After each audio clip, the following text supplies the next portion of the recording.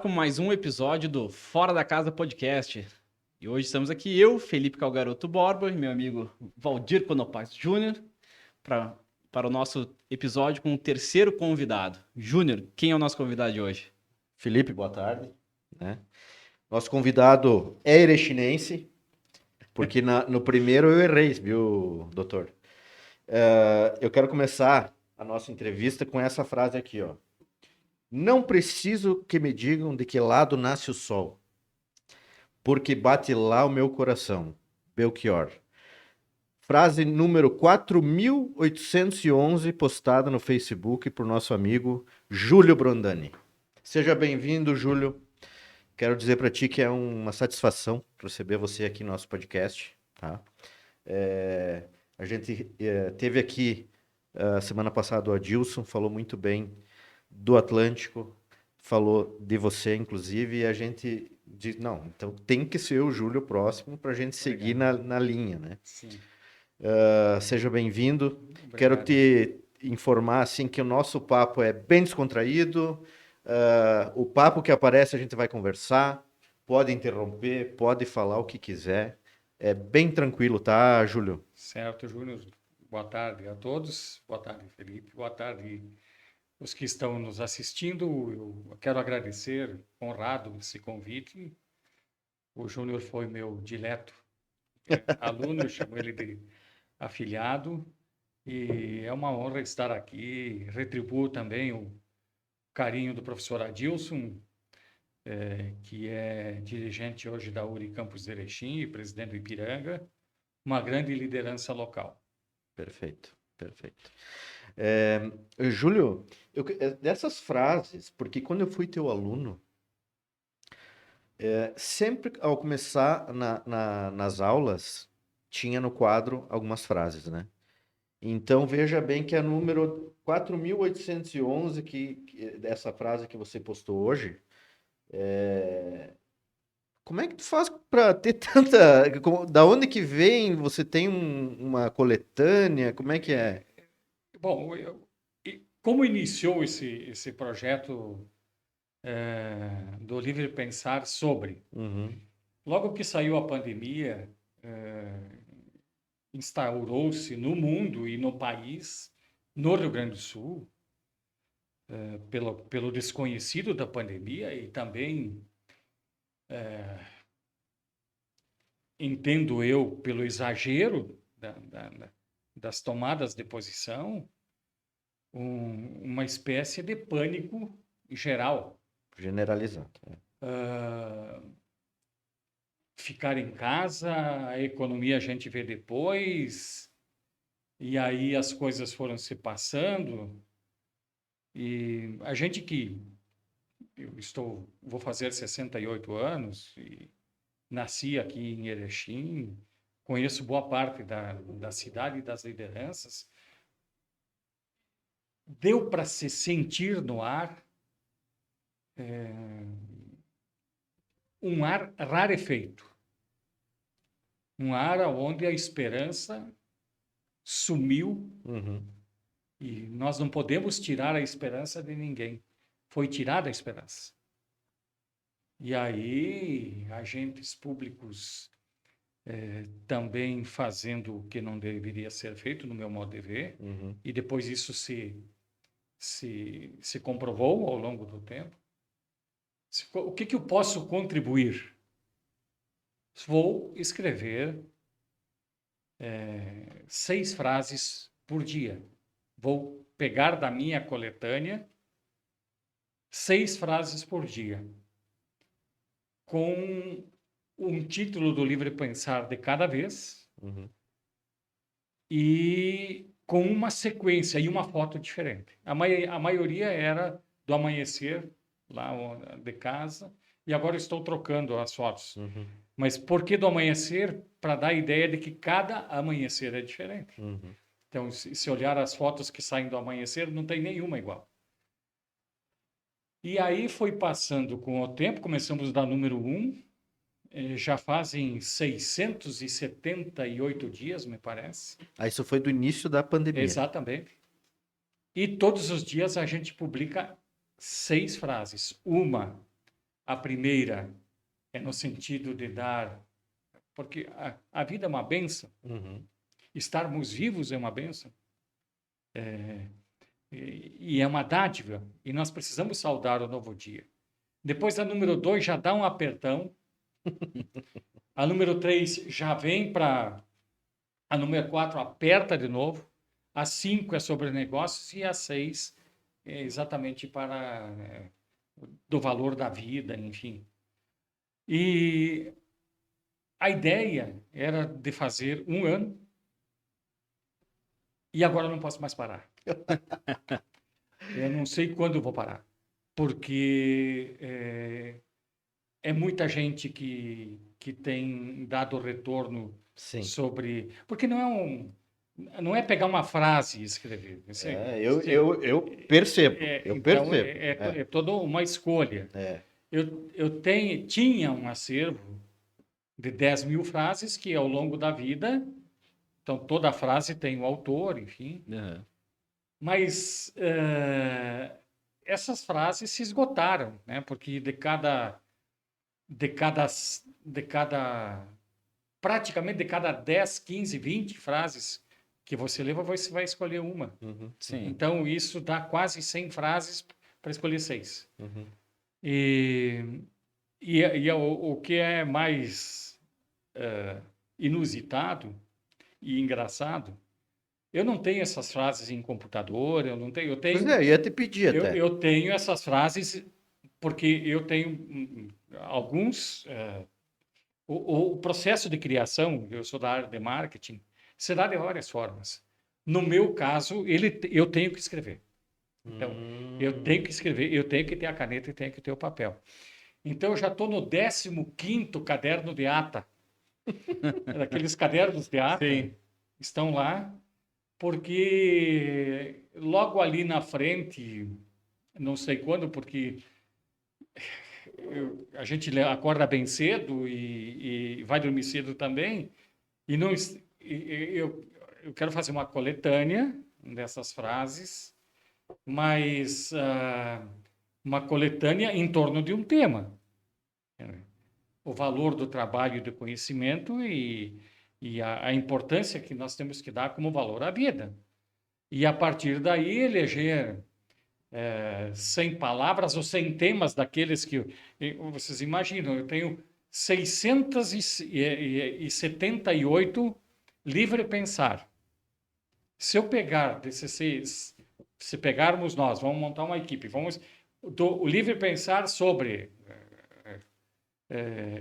que nem tem o de hoje, ou hipoteticamente momentos decisivos, tem 678 diferentes. Uhum. Se escolher 100 temas desse Sim. e colocar cada tema desse 10 frases, ou 100 frases, e nós já vamos chegar a 1.000, a 2.000 frases.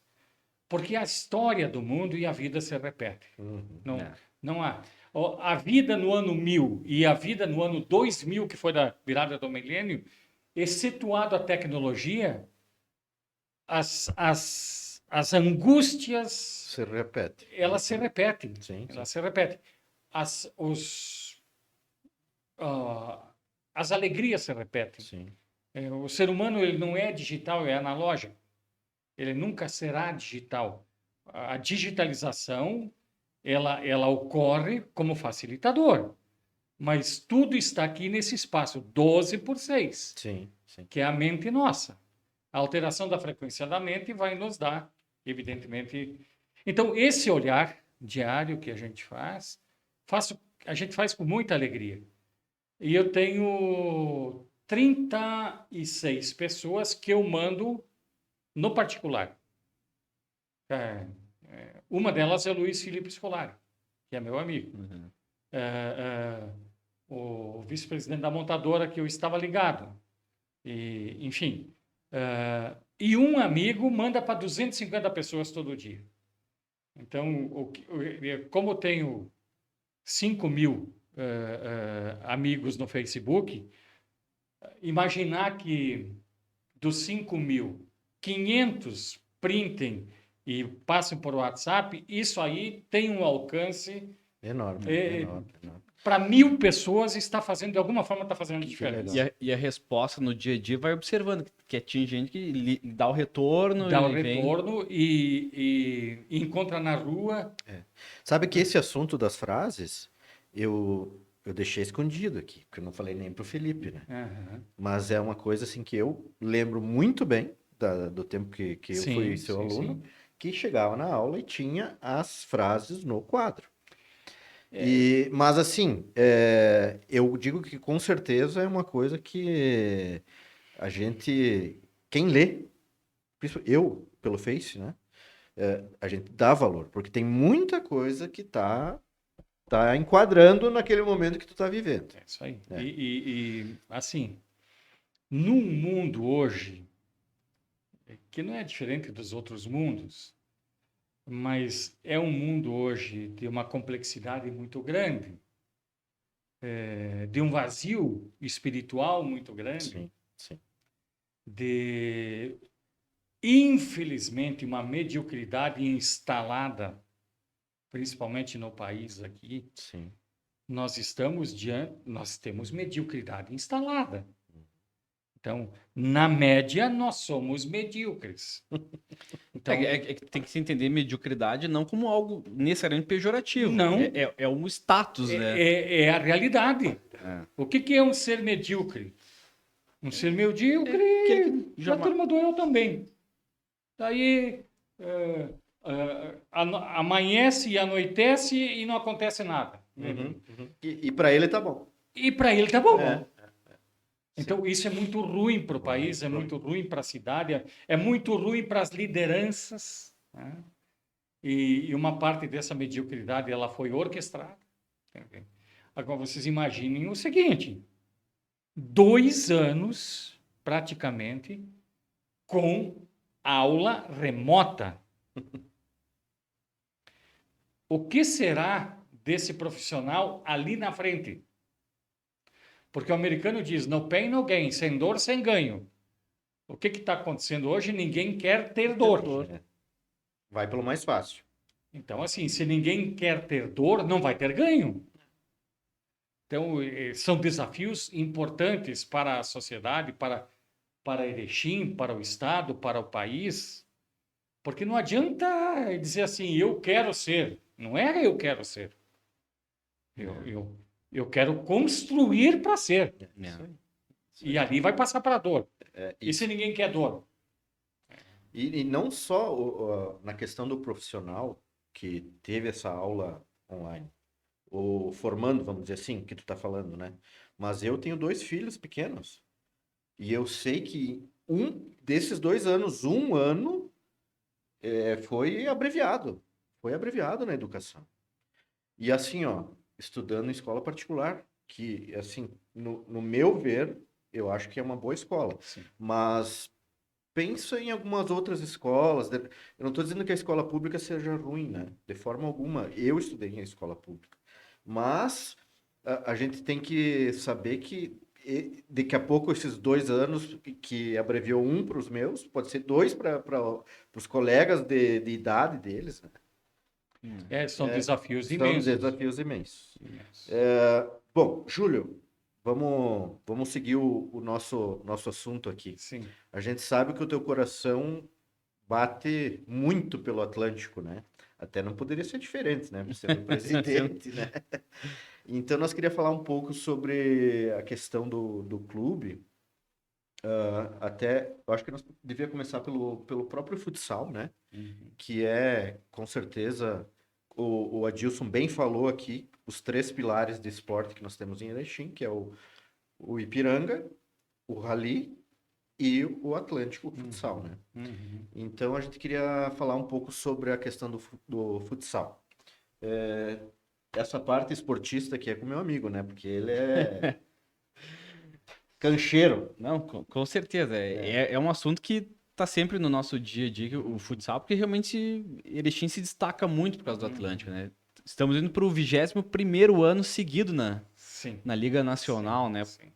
E o desafio para esse ano é um pouco menor por ter torcida de volta, por ter mais acesso Ou continua tendo um desafio na gestão do futebol, como a gente teve nesses 2 últimos anos?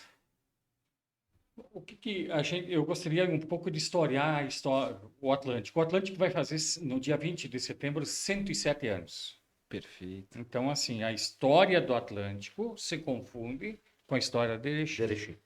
Perfeito. assim como a do Ipiranga também. Sim. Então, se a gente olhar do quadro de presidentes do Atlântico, todos eles foram lideranças empresariais fortes em Erechim.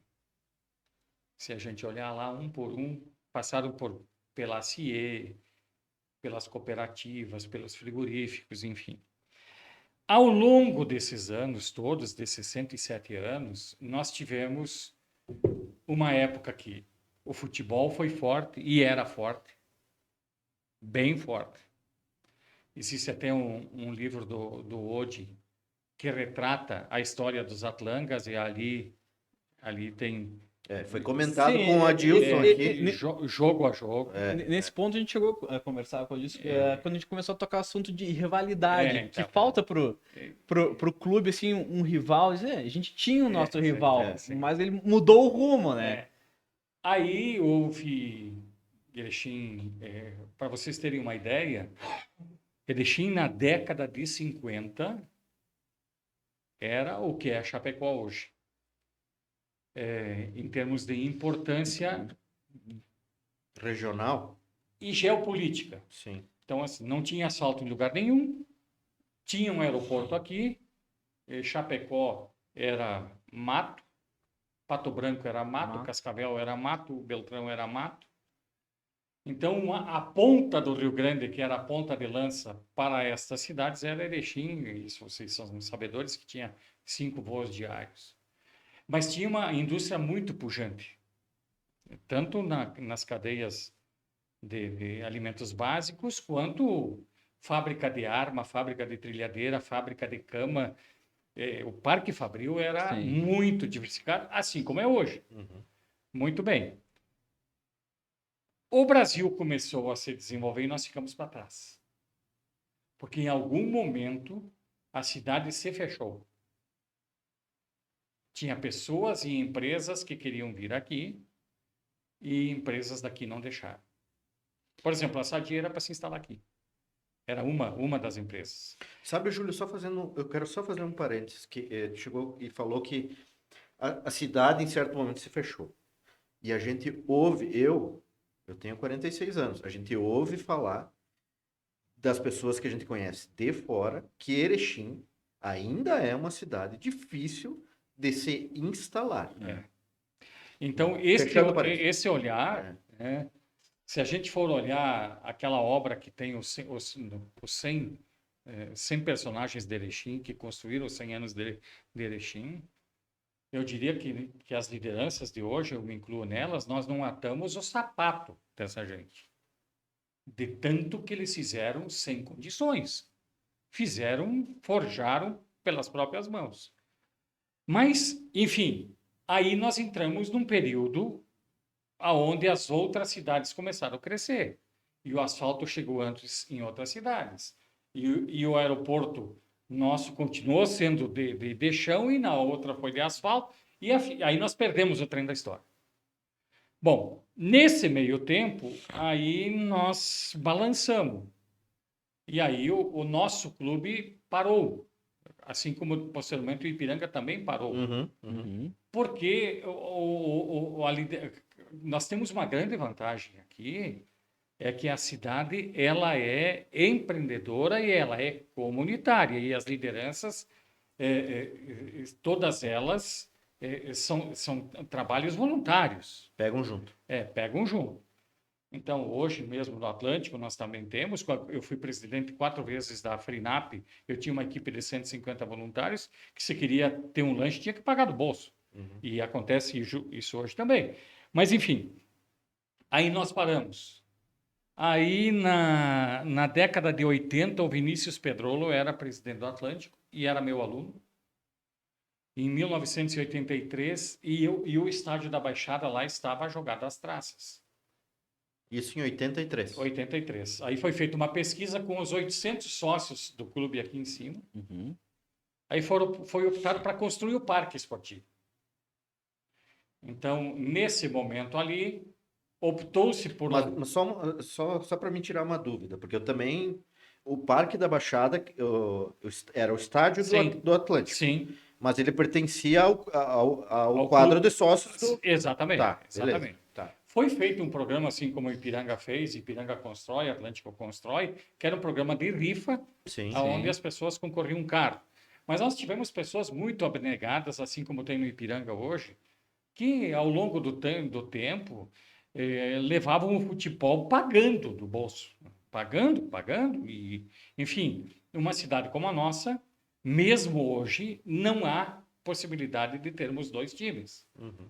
Não há essa possibilidade. Sim. Dois times de futebol. Por conta que o investimento é muito grande. Sim. Bom, nesse meio tempo, nós canalizamos todos os esforços na construção do parque esportivo. Aí saímos vender título de novo. Nessa época você era sócio.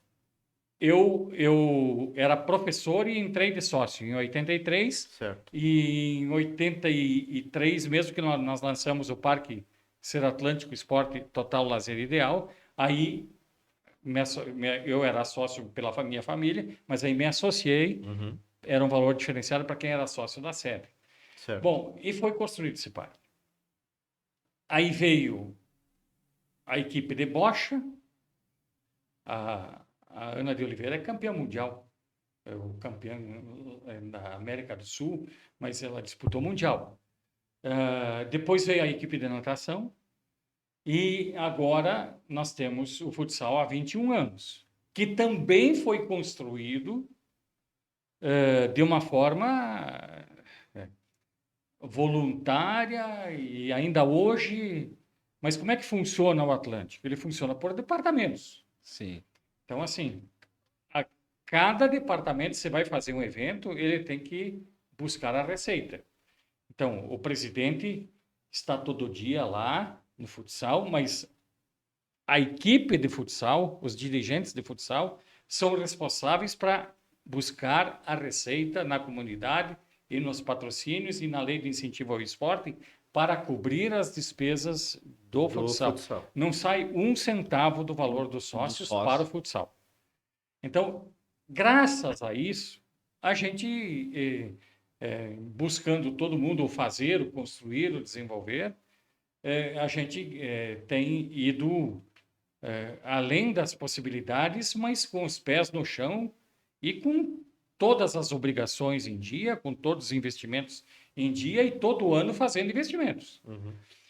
Este ano do futsal é um ano não diferente dos outros, porque embora ele tem mais retorno porque a torcida poderá ir ao ginásio. Tá voltando. Porque o nosso torcedor é um torcedor apaixonado pelo futsal. Uhum.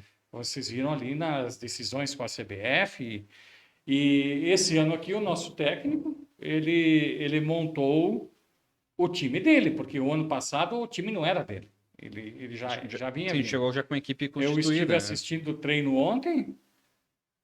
Nós teremos uma equipe muito competitiva esse ano, de novo.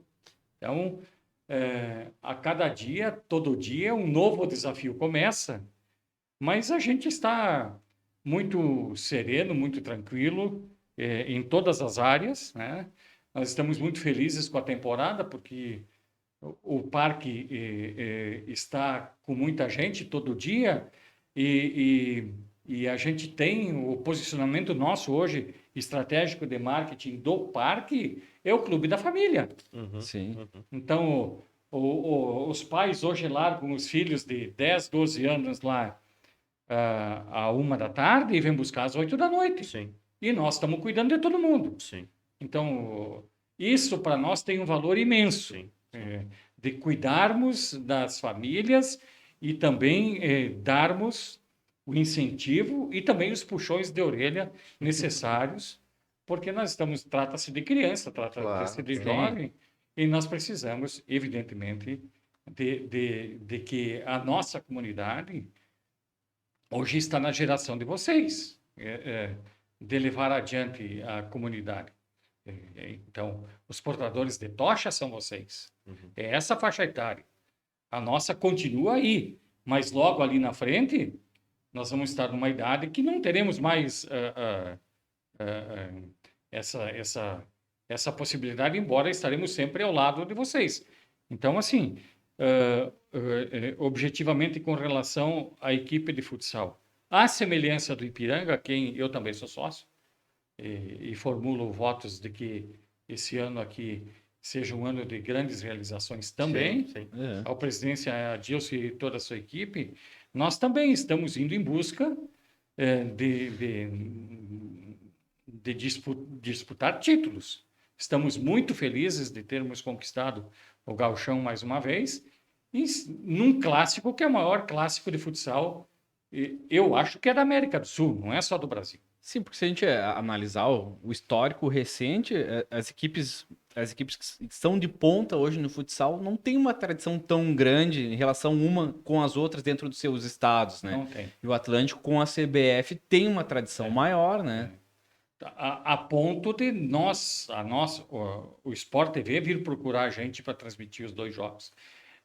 Não só, talvez o público em geral não saiba, tinha 3 TVs transmitindo os 2 jogos. Que era a TV Cultura, a TV Brasil e a Sport TV. E a Sport TV passando para o mundo. Sim. Então, isso é... Daí mostra realmente a relevância. E aí vem a nossa responsabilidade para com Erechim e região. Uhum. Então, assim, quando nós estamos em quadra, nós não estamos representando apenas a grande família verde-rubra.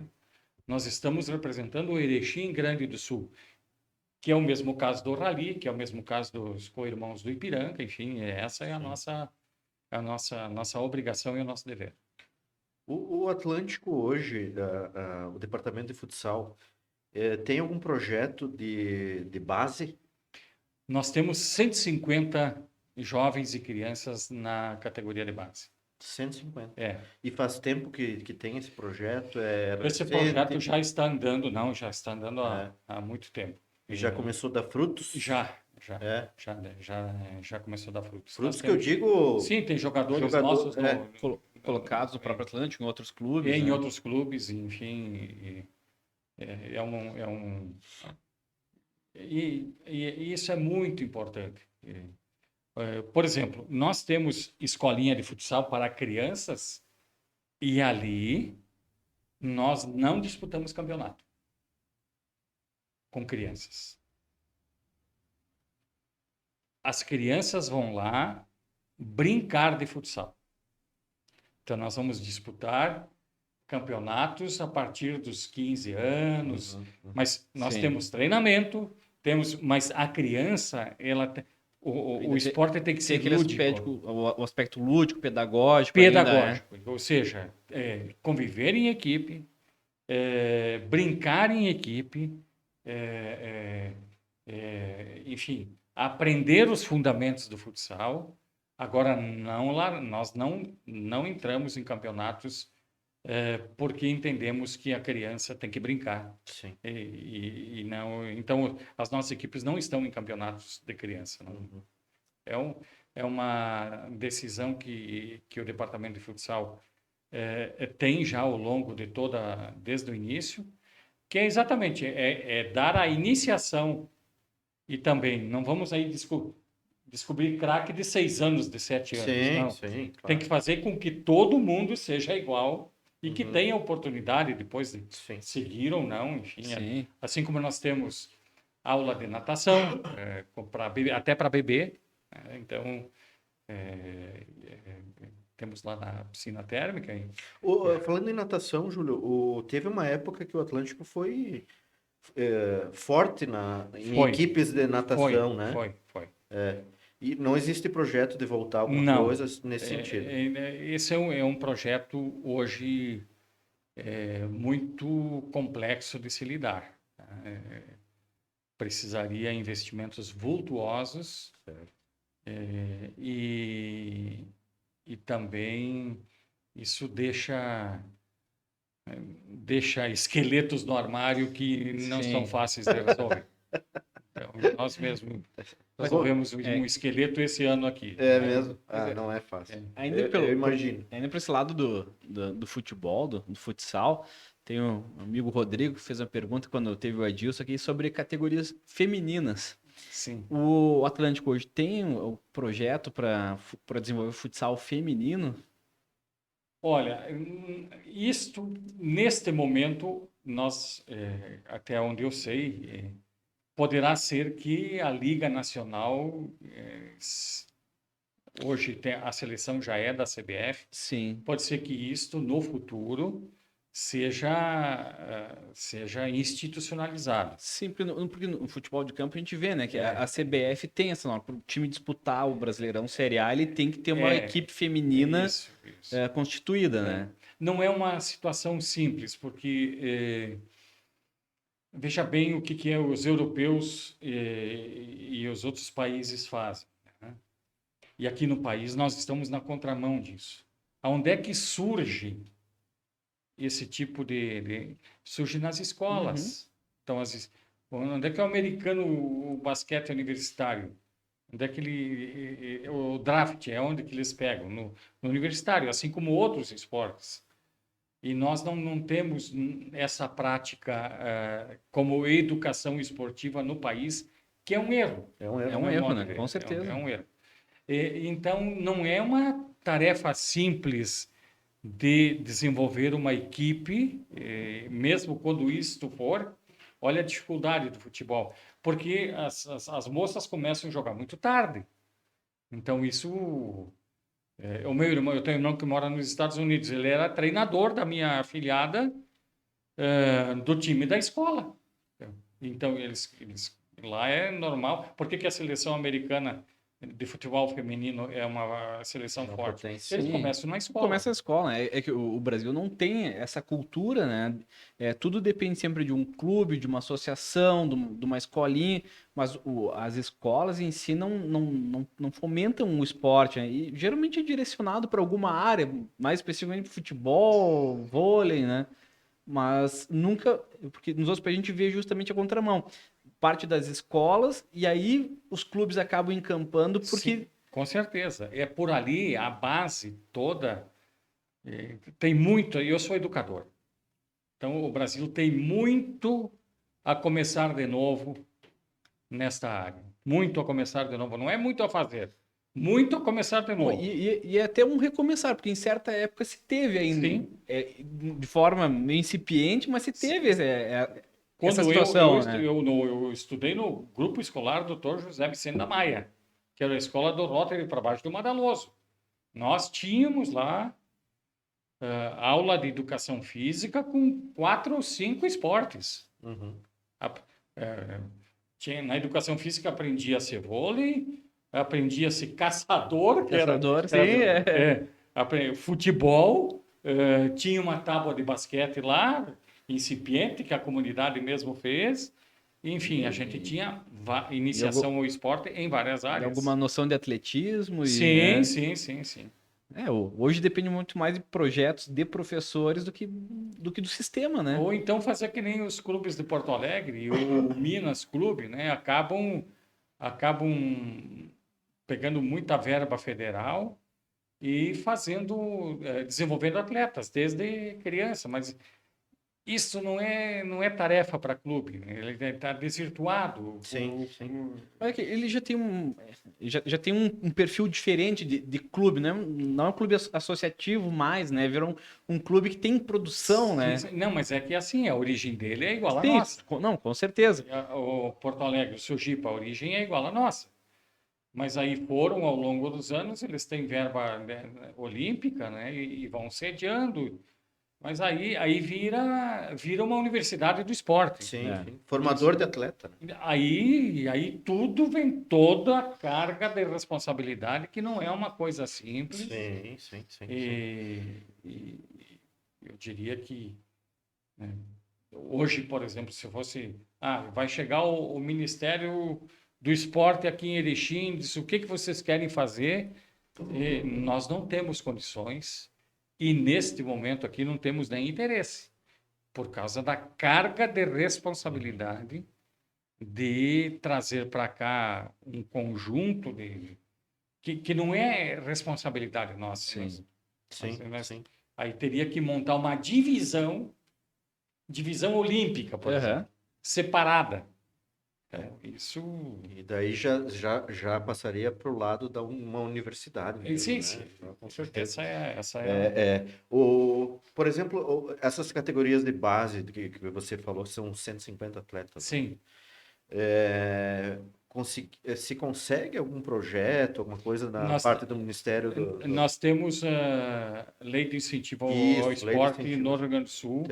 Tem uma parte que é na sub-20, por exemplo, que é custeado por eles. porque envolve treinador, envolve envolve viagem. É como disse o Adilson, né? Ele também falou da categoria de base do Ipiranga, que na verdade a gurizada tá ali, né? Mas quem tá dando aula para eles é um profissional. Né? Sim. Tem que ser pago, né? E também tem todo um caderno de encargos. Isso é normal, mas, por exemplo, início de temporada do Atlântico. Lança-se, chama-se a imprensa, apresenta-se os atletas e tem 3 dias de caderno de encargo. Ou seja, tudo está num manual. Sim. O passo a passo, o comportamento dentro do ginásio, fora do ginásio, na viagem, no hotel, na comunidade, tudo está escrito. E precisa ser assim. Sim. E precisa ser assim. Sim, com certeza. Quer falar mais uma Não, coisa do futsal? só dentro do Depois futsal, eu quero então... mudar de assunto. Sim, então dentro do futsal ainda, esse ano então, quais são as competições que o Atlântico vai estar envolvido sim, e as projeções, professor? Quais são as projeções em termos de resultados? Foi conversado alguma coisa? Objetivamos chegar até tal posição na Liga Nacional? Olha, esse ano de 2021, nós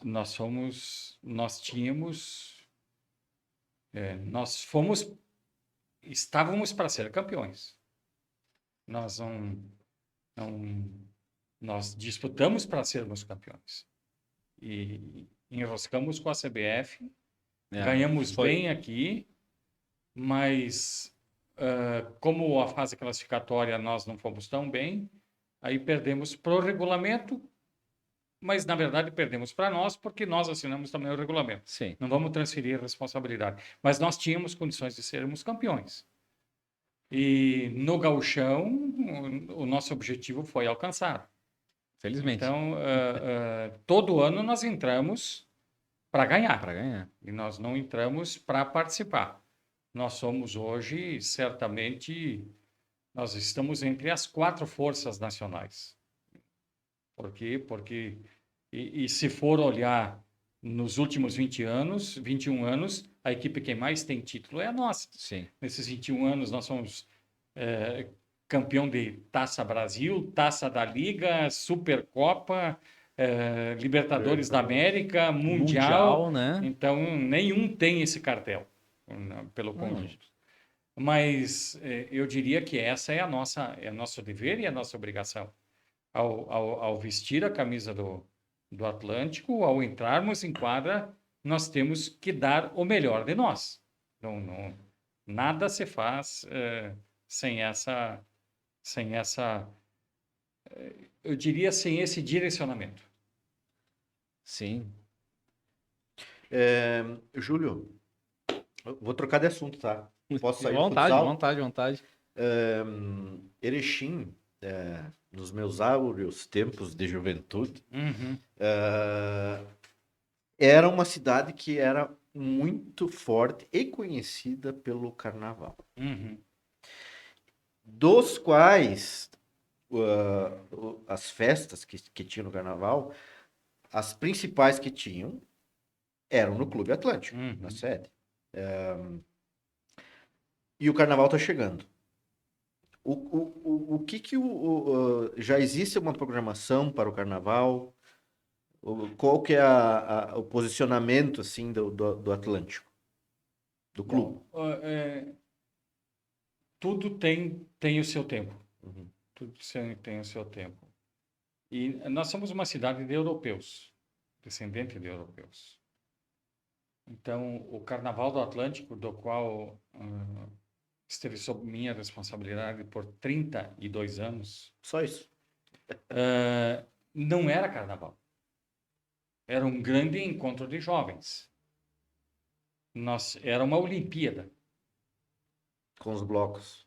Então, tinha os jogos interblocos. Era uma Olimpíada. Perfeito. Começava-se 15 dias antes.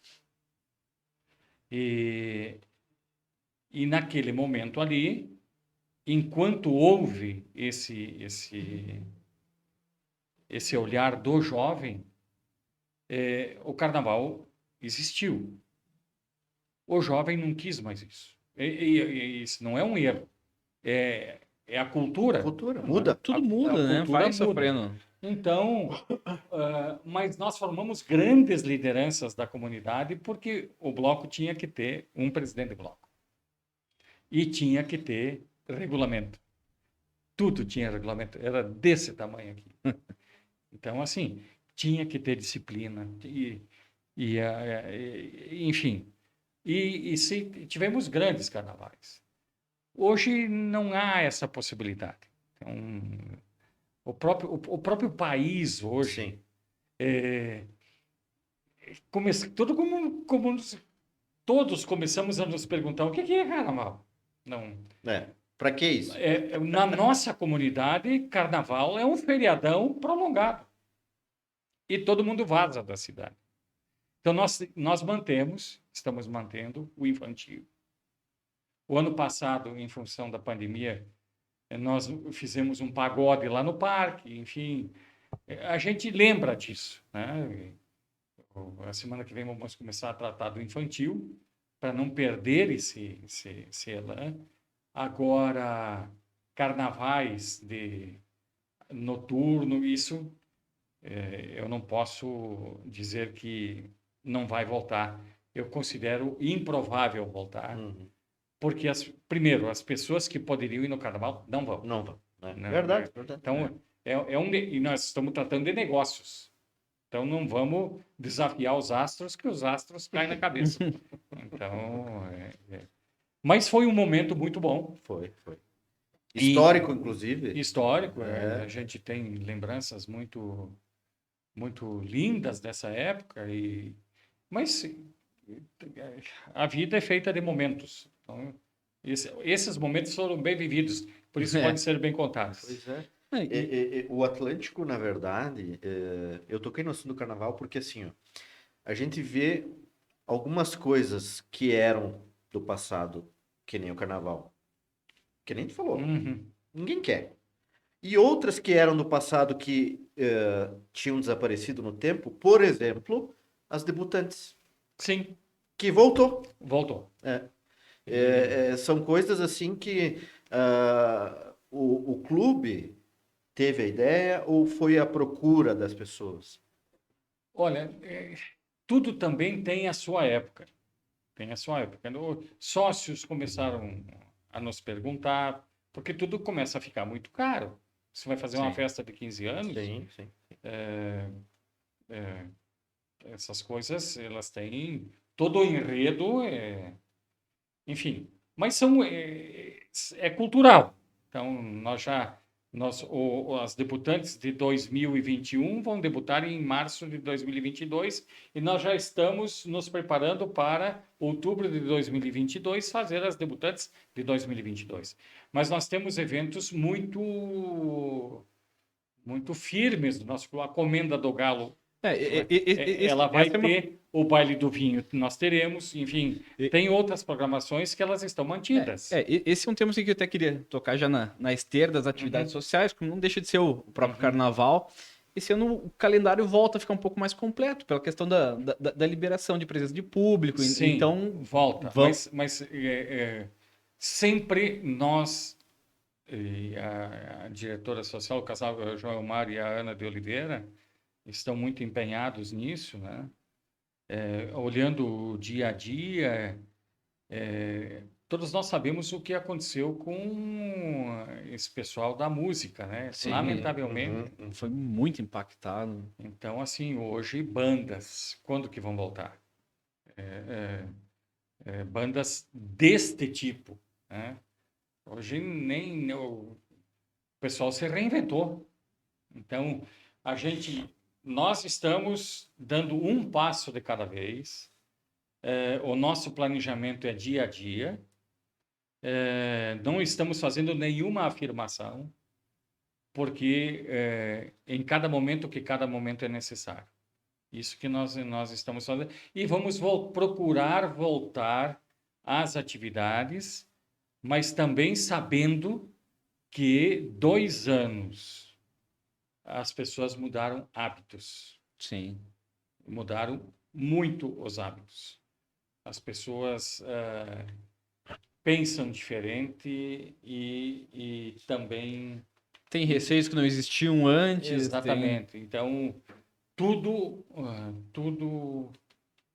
ao seu tempo, com os cuidados, e nós estamos seguindo adiante. Não há... Estamos muito felizes porque, como entidade e da nossa comunidade, estamos cumprindo com o nosso dever e o nosso papel. Porque o Atlântico é um dos principais agentes da cultura, né? Justamente Sem na dúvida, cidade. nós iremos, ao longo dos próximos anos, também avançar em outras áreas, e, se Deus quiser, e nós estamos nos preparando para os próximos 100 anos. E não pode dar um spoiler Não. dessas áreas? Não é spoiler. Por isso que eu disse, em cada momento que Sim, cada momento é sim, necessário, sim, sim. mas Entendi, estamos... entendi. A questão do carnaval e da parte social do clube, eu diria, como tu bem falaste, que o clube se confunde com Erechim, Sim. porque o baile do vinho, eles não são daqui, né? Não sei se tu já foi no baile do vinho do Atlântico, mas Não foi. são memórias que a gente guarda na cabeça, assim, que são ótimas, né? São ótimas. Tu quer fazer aquela nossa pergunta, aquela famosíssima, ou ainda não? Só uma outra pergunta para você, chamando de professor Sim, e sim. fazendo jus ao título. E a experiência na sala de aula, professor, em relação ao clube, a experiência em sala de aula, tem muita diferença? Digamos assim, controlando o pessoal dentro da sala de aula, ter que administrar um clube, como é que faz essa comparação, esse jogo, assim? Eu sou um educador. Eu comecei a dar aula com 24 anos. Quando eu comecei a dar aula, eu era a pessoa mais nova dentro da aula. Que os alunos, no caso. Sim, com certeza. Então, era a turma do Clemente Pierozan, enfim, todos eram mais velhos que eu. Eu nunca dei uma aula sem saber exatamente o que eu ia fazer a cada minuto da aula. Você foi meu aluno, você sabe disso. Eu lembro que era aula de marketing. O senhor levou um aparelho de barbear que era o Mac 3, mas na época nós só conhecia o Presto Barba. Eu levei o de 5 lâminas. De aí. 5 lâminas. Tinha saído do mundo. E todo mundo... E eu chegava em casa, tinha o Presto Barba amarelinho. Né? Então, mas essa era uma sequência para dizer que o processo de inovação era irreversível. E constante, né? E vamos começar pelo mais simples. A Gillette, que é sinônimo de produto... A marca Gillette, que é sinônimo de produto genérico, ela liderou por muito tempo, ainda é líder de mercado, mas ela teve ao longo A Wilkinson, por exemplo, lançou 5 lâminas antes que ela. Ela tinha lançado 3 lâminas. Mas a gente fazia este exemplo, que é um dos exemplos, e eu me lembro que eu ia ali no Vô Eli Parente, no seu Eli, porque ele tinha uma lâmina de barbear do pai dele. Solingen. E eu ia dar palestra, ou ia dar aula, e ia lá toda vez pedir Emprestado a... emprestado. Um dia ele chegou assim, pá, Júlio, é o seguinte, eu vou te dar esse negócio. E eu tenho uma lâmina de barbear, Uma navalha. uma navalha de 110 anos. Está lá no meu escritório, na minha frente, na escrivaninha. Está lá, a embalagem está um pouco gasta, a lâmina ali. Eu até que cometi esse crime, um dia eu fui apontar um lápis e era muito fina, ela quebrou a pontinha. Mas, enfim, a embalagem está lá, é alemã, Solingen, lá da região de Solingen, da Alemanha. Eu tenho isso, está lá assim como eu tenho o chapéu dele. Quando ele faleceu, a família me deu o chapéu dele, que um dia eu vou retornar para a família, mas tá lá a navalha. Então, esse tipo de... Então, voltando ao primeiro dia de aula, na verdade, eu comecei a dar marketing 1, marketing 2, depois vendas 1 e vendas 2. Eu tinha muitos dias de aula na semana. Mas eu preparei o marketing 1 e marketing 2, que é 60 horas aula, minuto a minuto, 120 horas aula. Agora chega numa sala de aula, um guri e aquele pessoal veterano me fulminaram com o olhar. Eu dei as 120 horas aula em 3 minutos. Se foi a programação. Ali morreu a programação. Não, naquela época tinha-se o costume, depois isso, de que o professor chegava na aula, no primeiro dia de aula, bom dia, se apresenta e vaza. Foi a minha salvação. Aí eu cheguei em casa e disse, essa foi a carreira mais fugaz de um professor. Eu acho que eu não nasci para isso. Isso não, depois do primeiro dia. E aí cheguei em casa, tia, mas você se preparou, fez pós-graduação, fez tudo?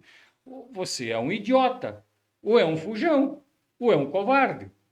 Eu não sou nem idiota, nem fujão, nem covarde. Voltei lá e acabei sendo paraninfo por 16 vezes enquanto eu estive na sala de aula. Que legal. Mas enfim, é uma experiência...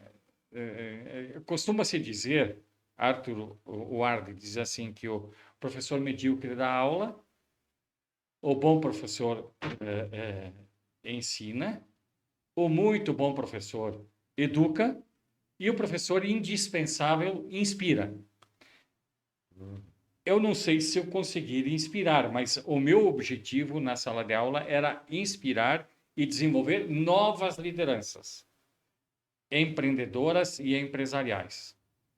Não vou aqui listar todos os que a gente conseguiu encaminhar, mas boa parte do PIB de Erechim está nessa lista. Passou pelas suas carteiras da É sala isso de aí. aula. Professor, a gente poderia ficar muito mais tempo aqui ouvindo histórias, mas a gente compreende também que tem o seu tempo e nós temos também uma limitação de tempo. E a gente tem um hábito aqui de fazer uma pergunta para o convidado. Às vezes a gente põe ele numa frieza, mas geralmente não. A gente pergunta para o nosso convidado o que o senhor fez já na sua vida que o senhor considera que é fora da casa, assim, que é algo que extrapolou. O que o senhor já tenha feito? Viu alguém, presenciou? Ou que gostaria de fazer, que é fora da casa? Olha, na minha atividade de marketing e muitas, dá para elencar um livro de fora da casa. Porque, por exemplo, nas 4 FLINAPs que a nossa equipe desenvolveu, que a gente foi presidente, mas eu não fiz as FLINAPs sozinho, na verdade, eu só estava ali na liderança, nós tínhamos 150 pessoas voluntárias. No lançamento da FLINAP, precisa se mobilizar pessoas. E eu eu saía fora da casa. Então, não vou contar as piores, vou contar uma no lançamento. Uma representativa delas. A gente fazia o lançamento no Salão de Atos da Unicampus de Erechim, mas estava mais uma seca naquela. Foi a penúltima grande seca. A última seca foi... Naquela época era pior. Mas no primeiro dia, a gente tinha que impactar a equipe. Então, o que que nós fizemos? No salão de atos, se vocês olharem, ao entrarem assim, à esquerda tem uma porta que sai para o pátio. E o que que nós inventamos lá? O Ademar me chamou e eu não apareci para fazer a apresentação da... Aí chamou de novo, tinha um cameraman lá fora, eu com um guarda-chuva, o Maurinho Favreto em cima de uma escada, com uma ducha, e o cameraman, e eu disse, olha, nós estamos começando a FRINAP, Parari, e um aguaceiro em cima de mim, né? E a câmera fechada. E aí, aí a gente fez o link, que nós teremos mais um desafio, e se precisar, nós temos que fazer chover. E aí eu entrei e ali as coisas andaram. Que legal. Uma outra ocasião ali foi um problema, no evento da França. Nós saímos daqui e eu fui, eram 3 voos. Eu fui no último, com a última equipe, e o seu Maurice, que era o operador que estava conosco, estava comigo, sentamos do lado, ele disse, Júlio, tem um grande problema, mas já foi resolvido. Como um grande problema? Não, uma princesa do Kuwait foi no hotel que nós já tínhamos pago os apartamentos e pegou 14 apartamentos nossos. O problema do hotel. Faz 60 dias que nós pagamos. Sim, mas a princesa não vai sair. Porque Paris hoje, metade de Paris é de árabe. Inclusive esse hotel, que é um grande hotel lá, perto do Arco do Triunfo. Mas e aí? Não, nós já arrumamos outro hotel. Se eu morresse, não existe isso. Mas não vamos perder o sono. Vamos dormir.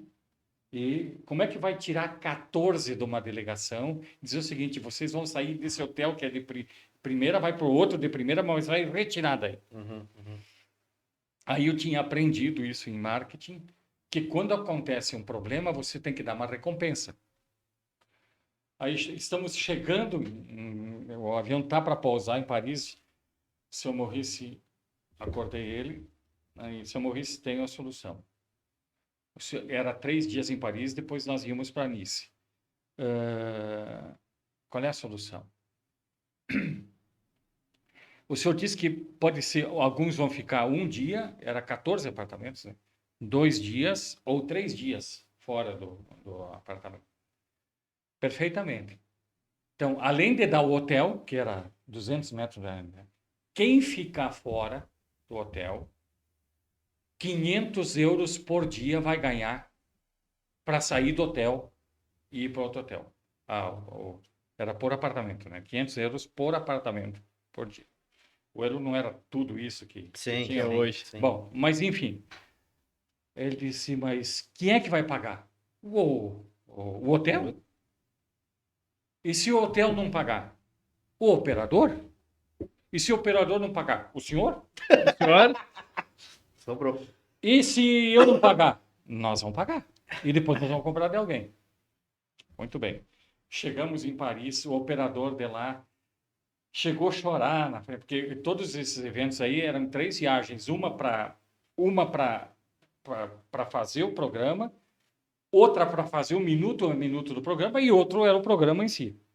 Chegamos lá, ele disse, calma, rapaz. Começou até meio a chorar, porque não sei o que, tanto trabalho, calma. Mas por que 500 euros por dia? Ele era cidadão francês, mas falava português.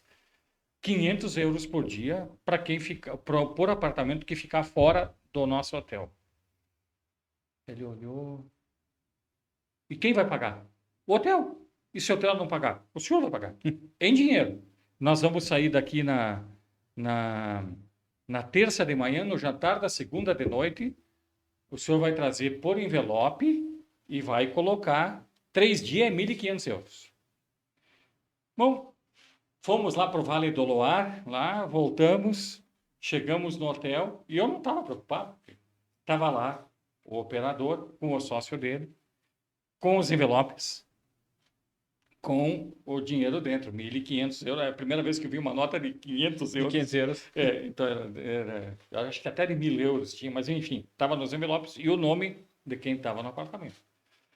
Aí tinha uma carta assim, onde a gente isentava de processar a operadora, tudo. E aí eu passei nas mesas lá, nas 14 apartamentos, e eu ia lá, está aqui, e o pessoal dizia assim, não dá para ficar fora em Nice também. Então, assim, o que é pensar fora da casa? O que é o profissional da terceira, de 2030? Ele precisa gerir em tempo real. Tempo real, não. Então, assim, aconteceu problema em todos os eventos que nós fizemos, mas em tempo real você tem que decidir, você tem que achar a solução. Por isso que eu fico furioso com a mediocridade, porque a mediocridade simplesmente não reage.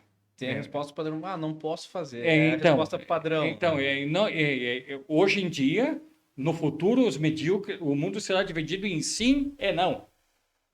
Porque o sim exige dor, o não exige dor. Então, no pain, no gain, sem dor, sem ganho. Então, poderia ficar aqui a noite inteira colocando fora da caixa.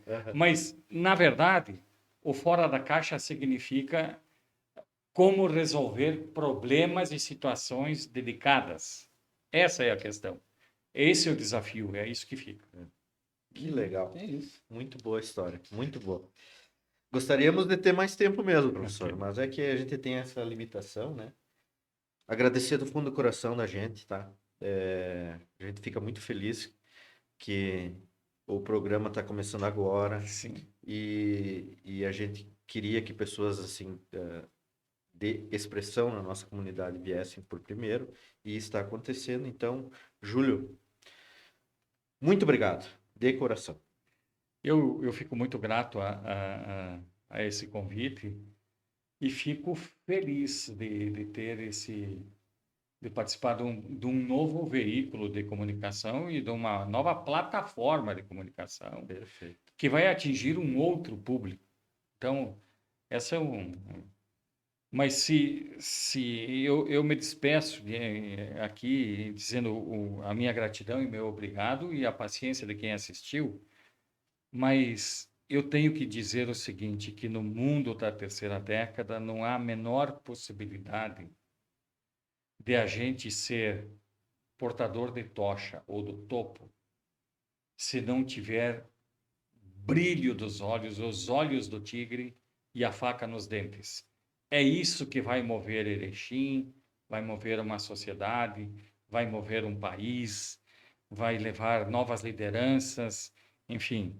O país precisa muito de cada um de nós. E o certo é certo, mesmo que ninguém esteja fazendo, e o errado é errado, mesmo que todos estejam fazendo. É assim que nós temos que levar a vida. Nós temos alguém lá de cima que nos cuida, mas nós temos o dever e a responsabilidade aqui com esse veículo e essa plataforma de fazer e difundir o valor do trabalho, o valor do conhecimento, o valor da honestidade, o valor do respeito, o valor do respeito à vida, do respeito aos mais velhos, da responsabilidade com as crianças. É isso que faz uma sociedade evoluir, e a falta disso faz uma sociedade ruir. E a linha é muito tênue. É preciso que as pessoas de bem não façam nada para o mal ganhar o mundo. E eu sei que vocês são pessoas de bem, e é por isso que estão fazendo isso, e meus votos são de muito sucesso. Obrigado. Muito obrigado. Obrigado. E com essas belas palavras do professor Júlio, a gente encerra aqui nosso 4º episódio, nosso 3º convidado. Novamente, muito obrigado. Ok. Sigam-nos no YouTube, no Facebook, no Instagram e aí, também no Spotify. Fora da Casa Podcast. Pode procurar, vai nos encontrar lá, vai encontrar o professor Júlio e esses ótimos instantes que nós passamos aqui trocando essas ideias, né? Perfeito. Muito obrigado e tchau. Obrigado. Tchau.